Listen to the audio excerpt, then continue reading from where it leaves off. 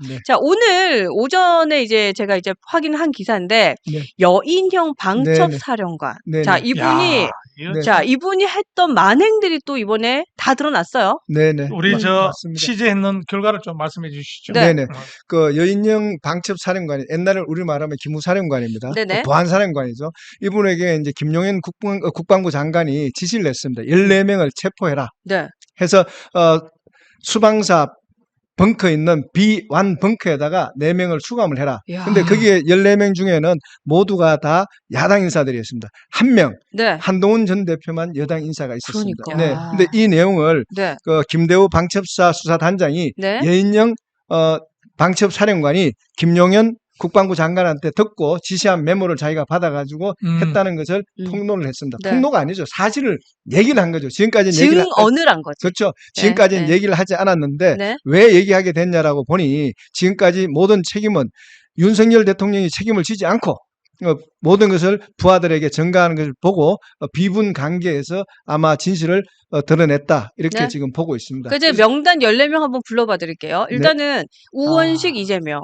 그죠? 그리고 한동훈 대표 여기 있어요. 네. 한동훈 대표. 네. 조국, 박찬대, 정청래, 이하경, 이분이 이제 국회 부의장, 김민석, 조혜주, 이분이 전 선관위 상임위원, 네. 그리고 양경수 민주노총 위원장, 김어준, 김민웅, 이 김민웅이라는 분이 촛불행동 대표. 네, 김민석 전 의원 형님이십니다. 아, 그렇죠. 네네, 김민석, 김민웅 여기가 네네. 지금 형제죠. 네. 김명수 전 대법관 그리고 양정철 전 민주연구원장 이렇게 14명. 네, 그러니까 네. 너무 황당한 거예요. 여기에 네. 그러니까 이거 100번 양보도 안 되겠지만 네네. 양보해서 그래 잡아갈 이유가 있다 쳐. 네. 야, 한동훈 대표 여기다 껴놨어요. 설마 했던 네, 것이. 그러니까요. 야, 진짜. 이 사람들 체포해가지고 B1 벙커에 데리고 가야 네. 된다. 네. 야, 지금 미친 거 아니에요? 이 자유민주주의를 하는 이 선진국인 대한민국에서 네.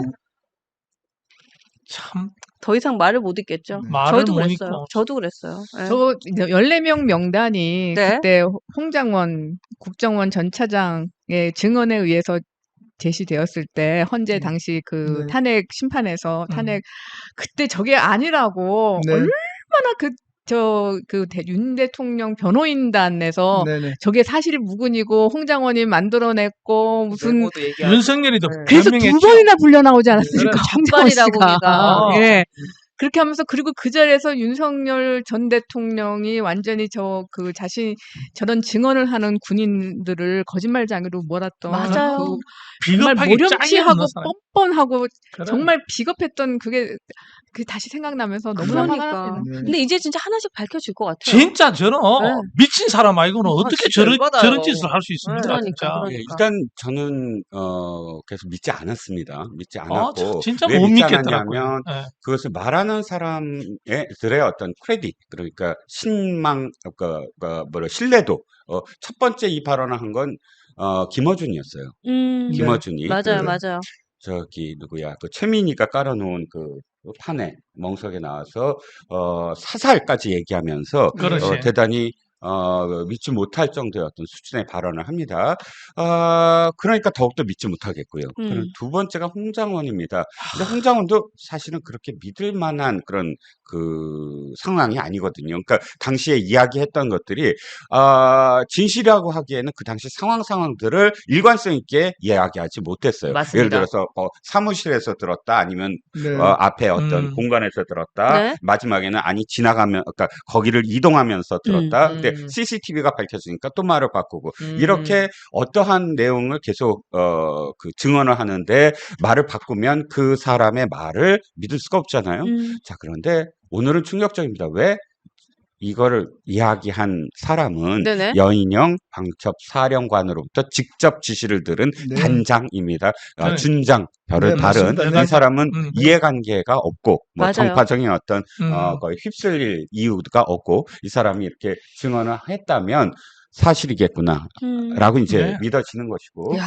그런데도 아직은 그러니까 뭐 사실이겠구나. 근데 아직은 제가 이걸 그림을 못 그리겠어요. 왜냐하면 아까 명단 다시 보여주시면 알겠지만 네네. 맥락이 이어지지 않아요. 아, 맥락이 이어지지 않는다. 거의 이거는 예를 들어서 이게 이런 작업을 하는 것을 나쁘다 좋다 이런 거 다 사상하자고요. 제거하고 그 자체로 이 명단을 구성한 이유를 한번 쭉 그려보는 거예요. 네네. 왜 우리가 계보 그리듯이 네네네. 그럼 이유가 이렇게 쫙 그려져야 되잖아요. 그렇죠. 몇 부류로 나눠야 되고 이 부류에서 이런 이유가 있겠구나 이런 이유가 있겠구나. 그러면 그 이유라는 게 목적이 되고 목적이 되면 어느 정도 우리가 타당성이라든지 아니면 어떤 정무적인 판단 때문에 했다든지 이거를 이야기할 수 있잖아요. 네네. 그런데 아직도 저는 이 명단 보고 네. 솔직히 말씀드리면 술 먹고 기분 나빠서 팍 화를 낸 그렇죠. 그냥 그거예요. 이야기하지. 진짜 그거예요. 그렇게밖에 네. 이해가 안 돼요. 가장 최악이 뭐냐 하면은 양정철이에요.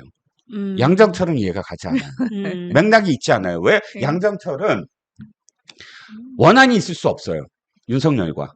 그리고 양정철은 다른 사람들보다 해악을 많이 끼치지 않았어요. 그러니까 해악이라는 게 국민에 대한 해악 얘기하는 게 아니라 이 정부의 탄생과 그 다음에 다른 사람들은 예를 들어서 김명수 그러면 사법 대법원을 작사를 냈잖아요. 한 사람씩 얘기하면 김민웅은 사적 감정이죠. 네네. 왜냐하면 그렇죠. 자기가 취임하기도 전에 인수위 시절에 그때부터 탄핵 단체를 만들었으니까 네. 이렇게 각각의 이유가 있는데 양정철은 원래 그러니까 그 민주당에서 떨어진 지 꽤 오래됐어요. 한 3년 넘었고 어떤 역할도 하지 않았고 네네. 민주당의 현재의 어떤 3년 네. 이내 네네. 이재명과는 완전히 그렇죠. 별개의 사람이고 참적해 친구이니까. 있고 네. 그 다음에 더 뚜렷한 건 윤석열의 술친구다. 윤석열과 굉장히 술을 많이 마시고 윤석열을 정치권으로 끌어들인 사람이거든요.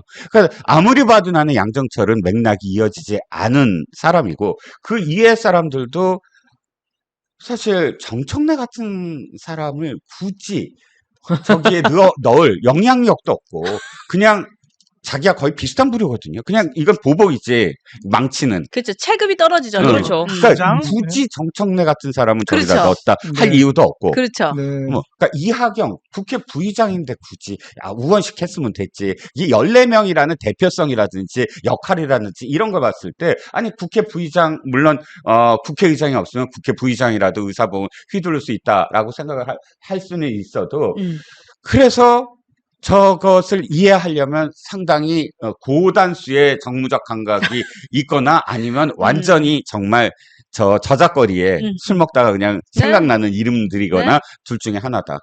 저는 그래서 아까 예전에 얼핏 들었던 기억이 나서 좀 찾아봤는데 네. 그 예전에 작년인가요? 그때 이제 윤석열의 차기 비서실장으로 양정철이 거론이 된 적이 있었는데 그때 양정철이 거절을 했습니다. 그래서 그거에 대한 억하심정이 남아 있어서 근데 감히 네가 나를 까? 약간 이렇게 된 거 기분 아닌가? 나쁘게? 예. 지금 이것이 사실로 나오면서 저작거리 얘기는 딱 똑같습니다. 네. 진짜 무식하지 않으면 어떻게 저런 명단이 나올 수 있겠노? 또 두 번째, 단순하지 않으면 단순한 생각이고 이게 지금은 뭐 어떤 생각을 가지고 맞춰도 우리가 못 맞추잖아요. 네. 그래도 뭐 몇 사람도 아니고 그죠? 네. 그리고 저 얼마나 비겁합니까? 그러니까 얼마나 뭔가 그냥 비겁해. 그러니까 그냥, 평론가님 말씀을 지금 들으면서 이제 생각했던 게, 그러니까 사람들이 그래도 윤석열 대통령이 뭔가 이유가 있어서, 그러니까 윤석열 전 대통령을 변호하고 싶어하는 사람들은 항상 이렇게 얘기합니다. 그러니까 이재명과 민주당이 얼마나 큰 위협이냐. 근데 우매한 백성들이 그걸 모르고 있었다. 그래서 그것을 계몽으로 알려주기 위해서 한 그 계엄이 비상계엄이다. 그렇기 때문에 근데 이 얘기는 마치 무슨 얘기냐면은 자, 살인자와 강도와 도둑이 판치는 세상은 얼마나 무서운 세상인지 사람들이 잘 모르고 있어. 그래서 내가 알려주기 위해서 살인자와 강도와 그 도둑놈들을 다 감옥에서 풀어준 거나 마찬가지 결과가 지금 된 겁니다. 그러니까 그러네. 윤석열의 계엄 때문에 지금 이재명과 민주당이 집권하는 세상이 오지 않습니까? 그러니까 지금 저 명단을 통해서 우리가 볼 수 있는 거는 그런 뭐 국민을 계몽시키겠다든가 위협을 예를 들어서 경고하겠다가 아니에요. 비상계엄을 선포한 목적이 그냥 그냥 자기가 그동안 자기한테 미운 털 박혔던 사람들. 그러네요. 그러네요. 그 사람들을 그냥 무작위로 음. 명단을 만든 것 뿐입니다. 그것이 윤석열의 비상계엄의 목적이었던 거라는 것을 이 명단이 와. 보여주고 있는 거죠. 근데 저는 이제 우리가 이제 네. 옛날에 조선시대 때 보면은 살생부를 만들었잖아요. 네네. 한 명회가 처음으로 살생부를 만드는데 우리가 이해할 수 있는 거는 이제 국회의장, 부의장, 민주당 대표, 근데 한동훈 국민의힘 대표, 뭐 조국 혁신당 대표, 그 다음에 박찬대 원내대표, 그리고 이하경 국회 부의장까지 우리 충분히 할 수 있는 얘기예요. 왜냐하면은 국회에서 계엄을 해제하는데 저분들이 이제 영향력을 행사할 수 있기 때문에 양당의 이제 대표라든지 원내대표까지는 이제 갈 수 있는데 나머지 부분들을 보면은 굉장히 이제 좀 사적인 아니면은 김용인 국방부 장관이 각하 살생부를 적어야 됩니다. 누구를 하겠습니까? 그러니까 일단 국회는 이렇게 해서 하겠습니다. 그러니까 야 한동훈이 집어넣고 그리고 저 누구야 김민석이 이 새끼 꼴 보기 싫으니까 전마 집어넣고 뭐 이랬을 것 같아요. 제가 보니까. 그러니까 아까 우리 저 다람쥐님 말했듯이 그러니까 양정철이 우리 들어오라 했는데 저 이 핑계 저 핑계 대고 안 들어오는데 어떡할까요? 야 금마도 집어넣어. 뭐 이런 식의 어떠한 그게 됐지 않겠느냐. 그러니까 한 명이가 살생부를 정할 때는 굉장하게 우리의 반대 세력을 제거하기 했기 때문에 했거든요. 여기는 보면은 반대 세력인지 아닌지 뭐 때문에 했는지 말씀하신 대로 그러니까 제가 봤을 때 국회와 이제 당 대표, 원내대표까지는 우리가 이해할 수 있는 부분이에요. 나머지는 아마 사적 감정이 개입됐지 않겠느냐 야. 그런 정도 이렇게 야, 보는 게 국정 맞는 운영을 것입니다. 저렇게 어, 사적 감정으로 하면 어떡해요? 한동훈 전 대표를 저렇게 하는 네. 거 한번 보십시오. 그러니까요. 네, 맞아요. 음, 제가 들은 얘기가 아, 또 있다, 이제 있다. 그 윤통이 네. 밤 한 10시만 되면 전화한다는 겁니다. 그 특정 누구들한테. 어. 근데 그 특정 누구들 중에 누구한테 들었는데 네네. 무슨 소리인지 알아들을 수가 없대요. 하도 욕을 해서 어떤 사람이. 이 14명 중에 한 사람씩. 어머, 뭐 14명 어머. 다는 아니지만 네네. 예를 들어서 한동훈 욕한 건 들었어요. 뭐 2시간, 3시간을 술 먹은 상태로 어머, 뭐 어머. 욕을 해댄다는 겁니다. 그러니까 아까 작가님이 말씀하셨지 그게 쌓여서 사실은 명단이 된 맞습니다. 게 아니냐라는 거죠. 네. 어. 특히 이제 중암고 후배인 그 이진우 수도방위 사령관이 있습니다. 이 네. 중암고 후배인데 이분이 계엄하기 한 달 전에 그 회동을 해서 회식 자리에 가서 윤석열 그때는 대통령이었죠. 네. 대통령께서 술을 먹고 만취가 되었답니다. 그래서 한동훈이 때문에 못 살겠다. 라는 얘기를 해서 이진우 수방사령관이 야, 그 정도로 심각한가 해서 돌아와서 도대체 한동훈이가 왜 힘들게 했냐 해서 검색했다는 기록까지 나오고 지금 그 정도로 굉장히 좀 그러니까 제가 봤을 때는 윤석열 전 대통령께서 한동훈이라는 이름을 넣었다는 것은 자기가 계엄을 하게 되면 한동훈을 앞장서서 계엄을 반대할 것이라는 걸 알고 싶다는 거예요. 왜냐하면은 이때까지 자기가 20년, 30년 살아왔던 걸 봤을 때는 한동훈이라는 사람은 자기가 어떤 나쁜 일을 하게 되면 옳게 가고 국민을 위해서 앞장설 거라는 걸 알고 있었다는 거죠. 그렇기 때문에 두려워했다는 거죠. 저는 이거 보면서요. 그 입당하기 전에도 어떻게 했습니까? 뭐 나중에 말 안 들으면 뭐 다 함께 이렇게 얘기했잖아요. 지금 보면은 지금 본인이 나름 노력을 했단 말이죠. 국가를 운영을 하면서 잘하신 것도 있어요, 분명히. 근데 지금 계속 민심과 반응을 못했죠. 어긋났어요, 자꾸. 그렇게 하면서 그래? 그러면은 민주당 이재명 정권 겪어봐. 네. 이렇게 한 거 아닌가라는 생각이 들면서 나중에는 정말로 이재명 정부가 들어선다면은 정말로 국민이 고통스럽거나 이런 일이 생기면은 거봐 내 계엄이 정당했어. 또 이렇게 하는 거 아닌가? 저는 그런 생각이 듭니다. 그럴 것 같아요. 그렇게 네. 얘기하겠죠. 그러니까요. 그럴 것 같아요. 네. 완전 그렇게 얘기할 것 같아요. 그렇죠. 그렇게 하면서 자기 정당성을 또 확보하는 거 아닌가 저렇게 생각합니다. 예. 아, 진짜.